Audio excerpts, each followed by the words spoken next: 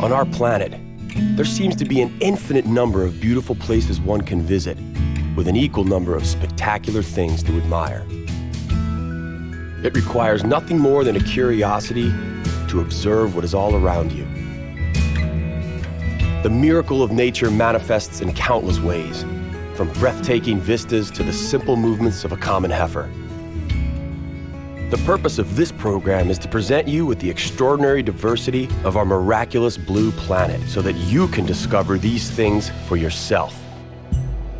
Today, we will enjoy visits to 3 different gems of the European continent. Starting off in the north, we will explore the pristine mountains of Lapland. From there, we will attempt to conquer the peaks of the Swiss Alps. From the Alps of Switzerland, we will go to France, where, in the wine region known as Champagne, they know a thing or two about making the best wines in the world. Then, we will end today's adventure in Gibraltar, one of the pillars of the ancient world.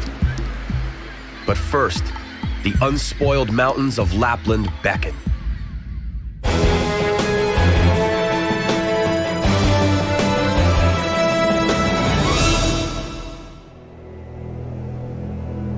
Welcome to Lapland, and one of the most scarcely populated regions in Europe. Just over 2 million people live here on an area equivalent in size to Japan. Lapland isn't an independent state. Some of Lapland actually spreads over territory belonging to Norway, Sweden, Finland, and Russia. We enter Lapland via the largest town of northern Norway, Tromsø. It is from here that the famous Norwegian polar explorer, Roald Amundsen, set out on his expeditions. Today, the port of Tromsø is renowned mostly for its abundance of seafood. Salmon has about the same market value here as bread. The most recognizable creature spotted quite often in Lapland is the reindeer. Whether you believe in Santa or not, you ought to give way to reindeer on the roads. Wild reindeer weigh about 150 kilos. The locals will be sure to warn you to steer clear of them. Reindeer have short, thick coats that serve as the perfect protection against cold and dampness. Reindeer are capable of covering up to 160 kilometers a day, and they are surprisingly great swimmers. In the northern part of Lapland, it is easy to get carried away by the sheer beauty of the Norwegian fjords. Here, the coast has been shaped into a bizarre system of bays and inlets. There is only one other place on the planet where this type of coast can be found: in South America, in the country of Chile, on the opposite side of the globe. Fjords are created in mountainous regions that are in close proximity to the sea. In order to develop, they require the continuous pressure of advancing glaciers, combined with the deepening of river valleys. In these waters, fishermen will find both common salmon and the Atlantic salmon. Both species of salmon make the water of the fjords their home. Some of the fjords are tens of kilometers long. Most of Lapland lies beyond the Arctic Circle. Therefore, in the northernmost parts of Lapland, the sun never quite sets during the summer solstice and never rises above the horizon during the winter solstice. Should you feel that you are incapable of dealing with all your chores on a normal day, you should try this out. Your biorhythm is hugely different here. The polar summer, a time of the never-ending day, commences from the middle of May and goes through the end of August. During this period, the sun resembles a tennis ball flying over the net, never disappearing beyond the horizon. Instead, it just bounces right back. It is called the midnight sun.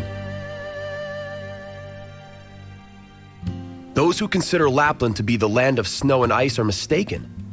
Even here, nature happily offers pleasing views of spring meadows in bloom. In winter, the red signs serve as necessary orientation points for snowmobiles. In the summertime, however, the cable car is a more convenient mode of transport. Take this cable car up to Mount Njula. During the 2-kilometer ascent, the passengers admire breathtaking vistas of Nordic landscapes, uniquely devoid of human beings. Here, it takes a small miracle to encounter another human being. Thousands of tourists from around the world flock to myriad nature reservations in Lapland, clamoring only to admire its unspoiled beauty. They leave with memories of immense lakes, countless rivers and brooks, dense forests, beautiful mountains, and deep valleys. Many believe that experiencing the magic of the local nature is akin to an intense cleansing experience, normally associated only with a health or relaxation spa. We will conclude our trek through the vastness of Lapland by visiting the Finnish village of Nelim. Nelim lies on the shores of the largest lake in Lapland, Lake Inari. Its northern shores are referred to as the real Lapland.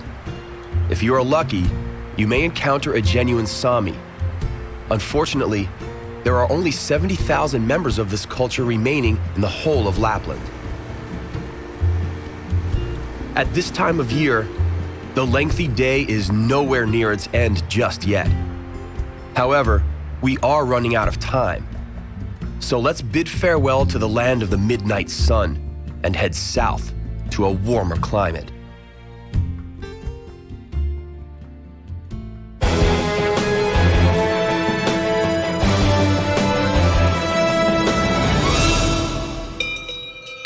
Switzerland welcomes you with the heartfelt tunes of its national instrument, the Alpine horn. The horn is almost as evocative of Switzerland as chocolate, watches, and cheese. It is inherently linked to the local landscape, made up of mountains and mist. This confederation of 26 cantons in the very center of Europe can boast of having Europe's highest mountain, the highest concentration of financiers in the world, and Swiss precision. Switzerland is just as well known for its charming miniature models. 27 miniatures made to the scale of 1 to 25 can be viewed here. The miniatures are exact replicas of Swiss fortresses, cable cars, and railways. The legend has it that these miniatures are the works of elves and goblins. The truth is that the Swiss have all of these models manufactured in France. To truly enjoy some of Switzerland's splendor, it may be necessary to overcome 4,000-meter peaks, an ordeal that may take up the better part of an hour, with a little help from some machinery, of course. Reaching the peaks takes a cogway. The cogway is a very special lift that uses cogs. The one seen here happens to be the steepest one in the world. It overcomes inclines of up to 48 degrees and has been in operation since the end of the 19th century. Sweeping views signify the end of the peaceful journey through the rock massifs. From the summit of Pilat, the mountain towering above Luzerne and what is believed to be the final resting place of Pontius Pilate, we can see almost all of Switzerland.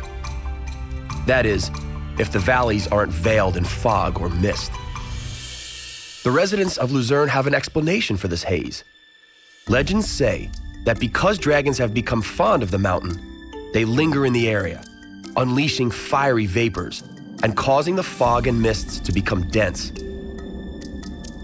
When it comes to ecology, the Swiss are a lot more advanced than their neighbors. The mass usage of trains alone is a significant indicator of their close relationship to nature.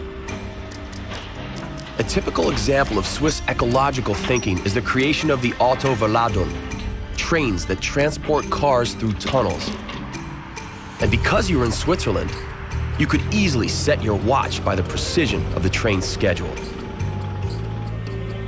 From Kleine Scheidegg, we can use the cogway to reach the highest situated European railway station. It terminates at the respectable altitude of 3,500 meters above sea level and hides in the Jungfraujoch Gap.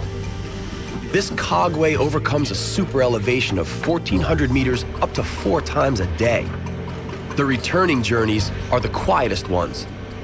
The passengers are dazed by the low oxygen content in the air and, as a result, often fall asleep. There is a network of tunnels for the pedestrians leading from the terminal station to the summit. Most of these are carved in ice. It is hardly surprising, given that the highest concentration of glaciers in continental Europe is right here in the Swiss Alps. The mountain Jungfrau, meaning virgin, neighbors with mountains called Hunter and Monk. The question arises then, how come she is still a virgin when a hunter is nearby? The logical answer is, because a monk stands between them. The ice cave, also called the Palace in Jungfrau, lies deep beneath masses of ice. It is a world of utter silence and repose, and is the perfect venue for the exhibition of ice sculptures. The glacier moves a little each year, and so the cave has to be repaired continuously so as to prevent it from caving in. Unfortunately, the greatest threat to the caves are the visitors. More specifically, their body heat and breath create a thermal problem. The Greenland Husky is a happy resident of the mountain slopes. Its initial purpose was to deliver provisions and mail to the summits. These dogs are still here. Halfway up the mountain, at about 2,300 meters above sea level, is a breeding station that was established over 70 years ago. The resident pack of dogs are the best in the world. These dogs have a very discernible and prized lineage. Their direct ancestors were the first to conquer the North Pole. The Great Aletsch Glacier in the Bernese Alps is the longest glacier in the Alps. Its course of 24 kilometers ends in the very south of Switzerland. Its area has been diminishing dramatically over the last 20 years. The Bernese Alps are the largest and the most significant mountain range in Switzerland and throughout the European continent. The mountain range is distinguished by its significant degree of glaciation. It is time to head off to the Wallis region, which lines 40 peaks exceeding 4,000 meters. The fantastic pists are as much a lure as Swiss cheese. The Swiss are true masters in this domain. They rotate the manufacture of 3 types of cheese here: Brignon for raclette, the smaller, semi-soft Tome, and the soft Sirac. Raclette is one of the Swiss cheese specialties. It is melted cheese served with hot, unpeeled potato chips. Wallis is the largest wine canton in Switzerland due to its spread over 5,000 hectares. Today, over 50 different kinds of wine are cultivated here. The snowcaps took the wine growers by surprise. The grapes are peeking from beneath their white cover, and many a wine grower looks forward to ice wine.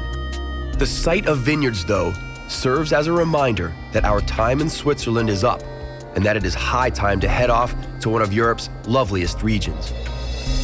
We are off to explore the region that gave its name to the most famous wine in the world.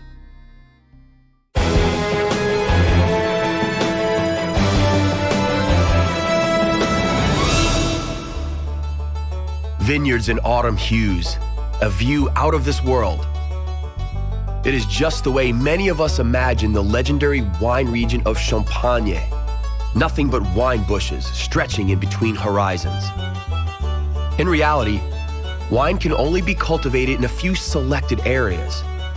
This elite selection makes up just under 2% of the Champagne-Ardenne area.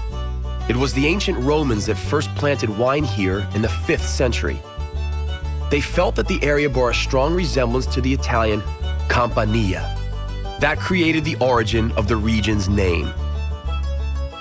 The Champagne wine growers were faced with a long and tiring battle against the prevailing natural conditions before champagne as we know it today became the world's favorite liquid with which to toast special occasions.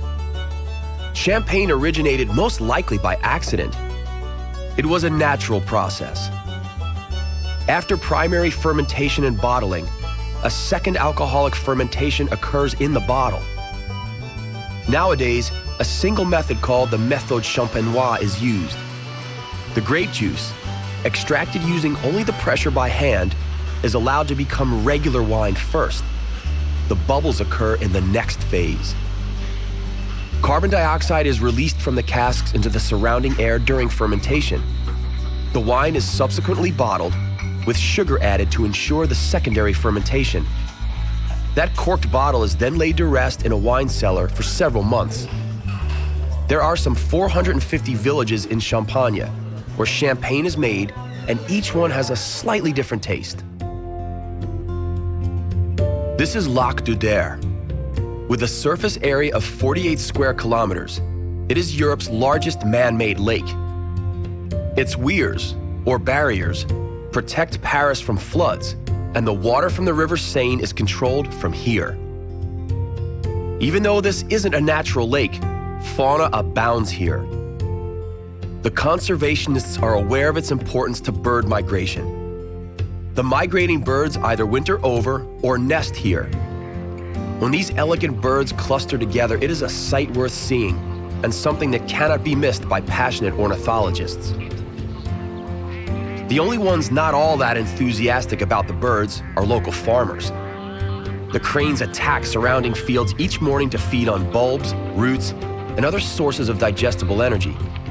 Thankfully, the birds are protected, and so the farmers can only helplessly observe. And so nature lovers may take pleasure in watching squadrons of migrating birds each fall. The tranquility, the comparatively cheap lifestyle, the good wine, and the pretty country girls are what likely attracted many artists to the region. The painter, Pierre-Auguste Renoir, was doubtlessly the best known among them. Unique colors and quality of light kept him busy. A job well done was rewarded by another local delicacy, one that grows underground. The dogs are trained for a very specific task, finding truffles. Sociable breeds, such as Labradors and Shepherds, are commonly used for this purpose. Hunting dogs are not suitable. Despite the high value of truffles, the making of champagne is still the primary business activity of this region. The market value of champagne truffles is currently about $500 per kilo. The window of opportunity to collect truffles is rather short, only the few weeks from the end of September to the beginning of December. It is important that the ground is not frozen more than 2 to 3 centimeters under the surface, or else the planters may bid their bounty goodbye. We can only envy their autumn dog-walking strolls through breathtaking nature in search of one of the world's most sought-after gastronomic treasures.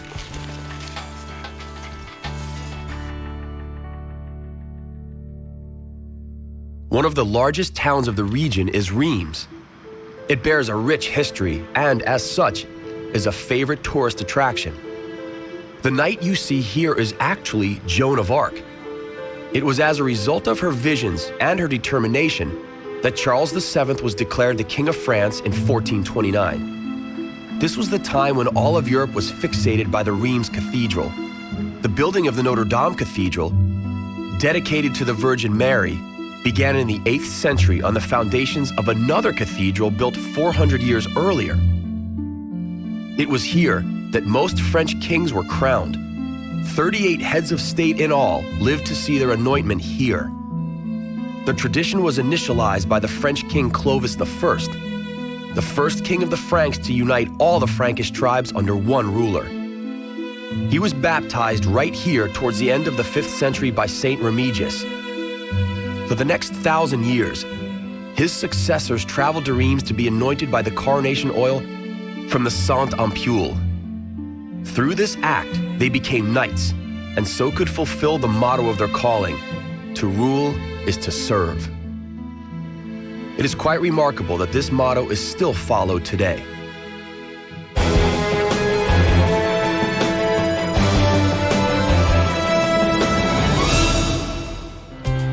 Historical events are what will be at the center of today's final destination.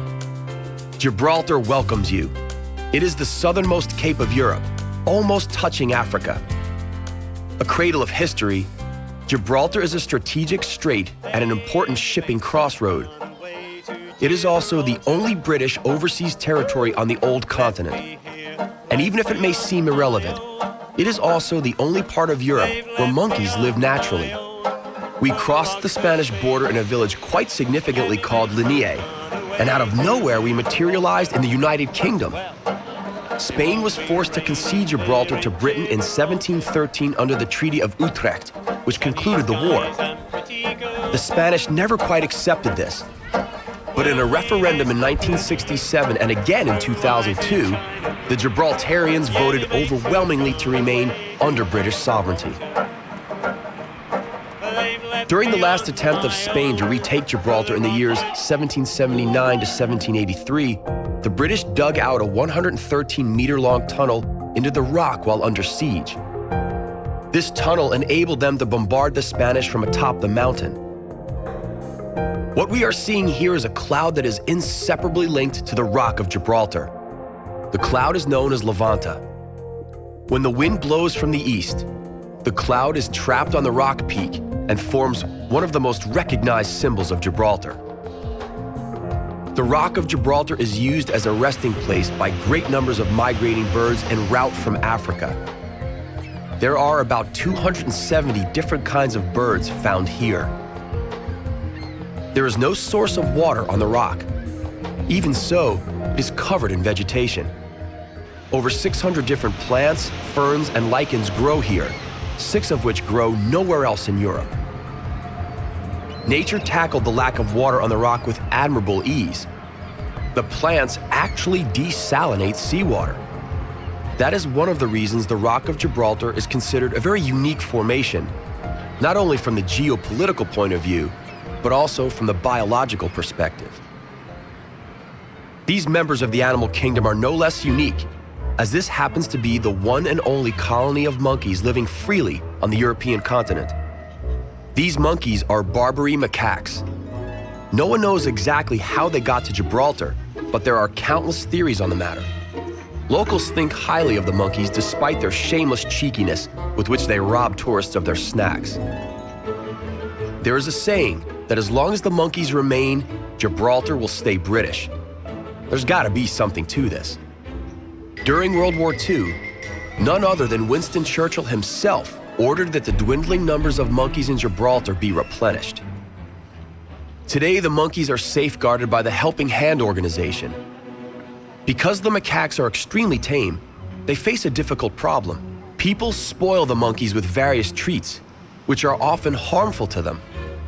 The organization's director would prefer that all human contact with the monkeys were banned.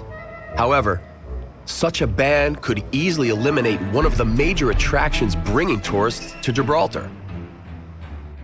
Let us now retreat into the interior of the St. Michael's Cave. It is an extensive stalactical labyrinth. People believed that the cave was bottomless. A legend exists about an underwater tunnel leading all the way to Africa.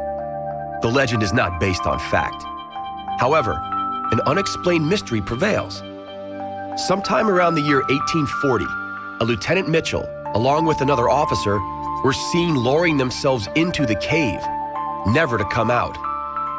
100 years later, a thorough forensic investigation found no human remains.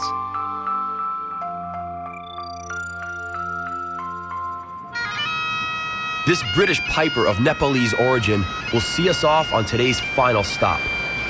It is the southernmost point of Gibraltar, referred to by the locals as Europa Point. Its name signifies the fact that this is where Europe ends. Gibraltar has always been a very strategic place. The Strait of Gibraltar separates the Atlantic Ocean from the Mediterranean Sea. To the north lies Spain and Gibraltar. To the south lies Morocco and the Spanish town of Ceuta. The lighthouse truly may claim to be one at the very end of the world. And it is the lighthouse that bids us farewell.